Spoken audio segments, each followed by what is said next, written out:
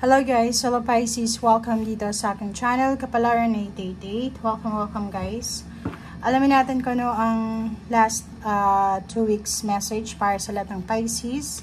Ito ay November 16 hanggang 30, 2024. So general reading, so pwede kang makaresonate, gamitin mo yung intuition.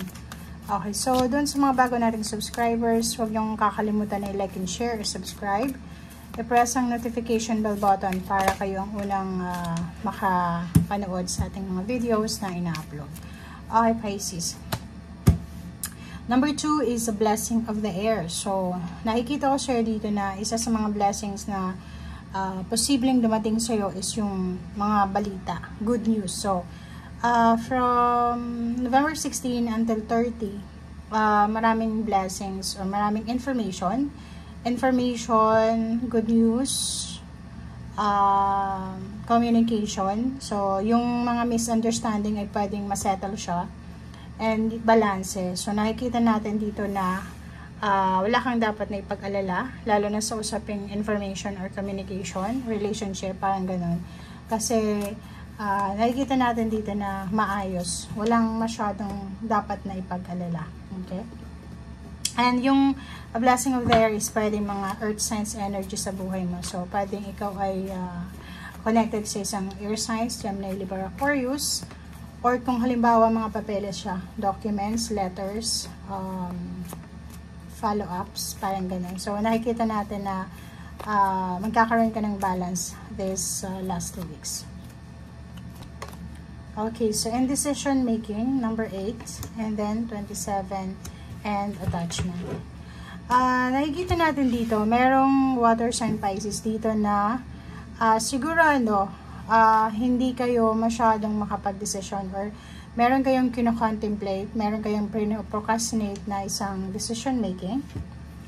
Like, it's either mag-go ka sa travel na ito, sa relocation na to, sa career move or career change, or sa kung ano man tong relationship or attachment. So, nakikita ko sir dito na medyo nag-aalala ka. Medyo may konting fear kasi pwedeng iniisip mo na kailangan mo ng resources like energy, time, money, parang ganon. And yung indecision na yan is parang parang nasa crossroad ka. Hindi mo alam kung itutuloy mo ba siya or i-let go mo. Especially doon sa mga attachment, like yung mga relationship, attachment, or partnership sa work. Kasi, pwedeng yun yung pinaprocrastinate nyo ngayon na i-let go ko na ba siya? Or patuloy pa rin ako magiging attached sa kanya or sa trabahong ito. Okay? Okay, Pisces. Okay, balance. So, but nandito yung manifestation message sa'yo.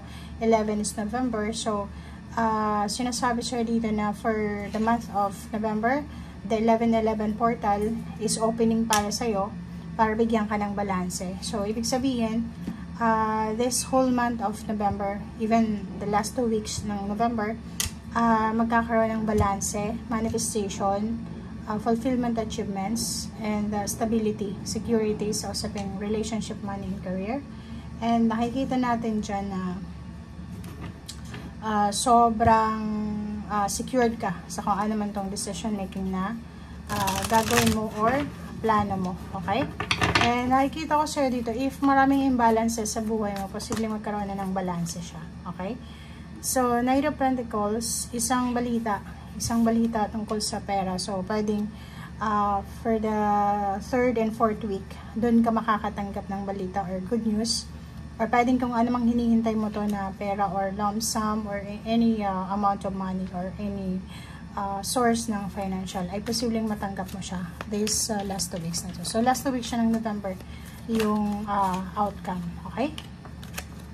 Hermit card. So, nakikita rin sa'yo dito na may pagkakataon ka ngayon na makapag-relax kasi siguro for the past few months and few weeks and few days, medyo naging hectic yung schedule mo, medyo naging negative yung mindset mo, medyo nawalan ka ng pag-asa, parang hopeless ka dati. Or pwedeng nakaranas ka ng mga in denial, parang ganun. But this next 2 weeks, sinasabi na, yung Hermit card is sinasabi na magkakaroon ka ng peace of mind, magkakaroon ka ng time para makapag-relax, makapag-meditate, makapag-contemplate, makapag-isip, bago ka gumawa ng desisyon. So, nakikita ko siya dito na medyo makakahinga ka ng malalim, medyo makakaraos ka ng konti, parang ganun. So, hindi konti pero ito yung new beginnings para sa success. And yun, diba? So, nakikita ko sir dito na if you're waiting for someone or waiting for information or communication, nakikita ko na wala kang masyadong attachment dito. Na parang, okay, kung magte-text siya, magko-call siya, okay lang. Pero kung hindi, okay lang din. Kung darating itong pagkakataon ito, opportunity, okay lang. Kung hindi dumating, ayos lang. So, parang kahit mangyari man or hindi mangyari, nandun ka pa rin sa positive side. Okay? And Three of Swords, nakikita ko sir dito, it's either meron kang relationship na nasira or pwedeng ikaw yung heartbroken ka. Siguro sa last 2 weeks ng November, naghihintay ka ng apology or pwedeng naghihintay ka na may humingi sa'yo ng tawad or ikaw to na may naghihintay sa'yo na humingi ka ng tawad sa kanila.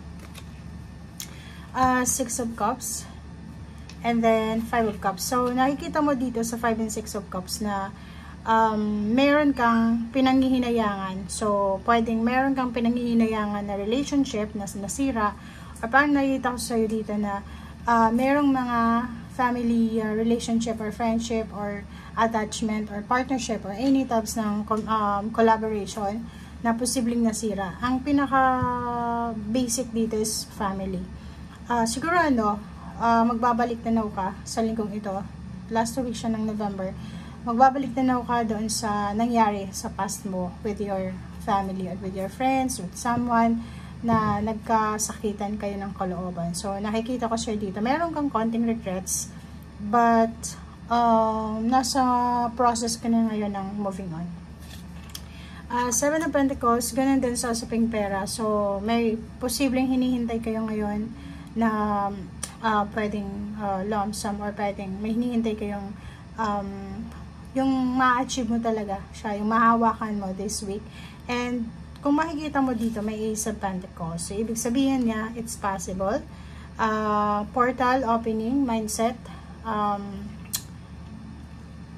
Portal opening ng pera, ng relationship, ng mga opportunities. Okay? And Knight of Swords, maraming balita dito na pwedeng magdala sa'yo ng new beginnings. Justice, contract signing. May mga good news tungkol sa mga, like for example, may kaso kang involved or may mga documents na kailangan ayusin.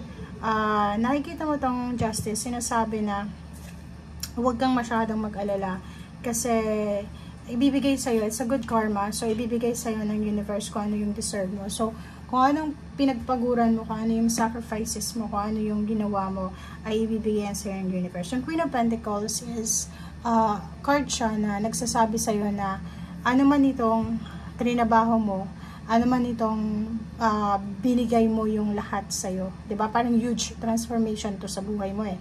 Diba? Like, for example, sa isang business, kung binigay mo yung best mo, ibibigay din sa'yo ng universe yung best of the best result, outcome. If sa relationship naman, ginawa mo yung lahat, yung best mo para ayusin, para alagaan, ipaglaban yung relationship, yung result niya is positive. And nakikita ko sure dito na wala kang masyadong oras para sa negativity. So, if ever may mga negative attachment ka, may mga taong gusto kang hilahin pababa, or may mga taong mahilig gumawa ng issue, or may mga taong nahihirapan kang alisin sila sa circle of friends mo, or sa circle ng family mo, maglagay ka ng boundaries. Yun lang. Kailangan mong maglagay ng boundaries para hindi ka na mahirapan na, kumbaga, i-set aside yung mga dapat i-set aside and mag-focus ka sa kung ano yung dapat bigyan ng focus. Okay? And yun, overall reading natin is yung balance. Sinasabi ng balance card dito na ito yung simula ng pagbabalanse, diba? For several months or years ang lumipas na hindi balance yung buhay mo. So, dito, medyo magiging balance. Para siyang timbangan, diba? So, it's justice card, and then balance. So, it's a double confirmation na eto na yung balance. Eto na yung security na matagal mong hinihintay. So, deserve mo kung ano man yung blessings ito. Deserve mo kung ano man itong victory and success and new beginnings na to. Okay? Thank you guys. Bye!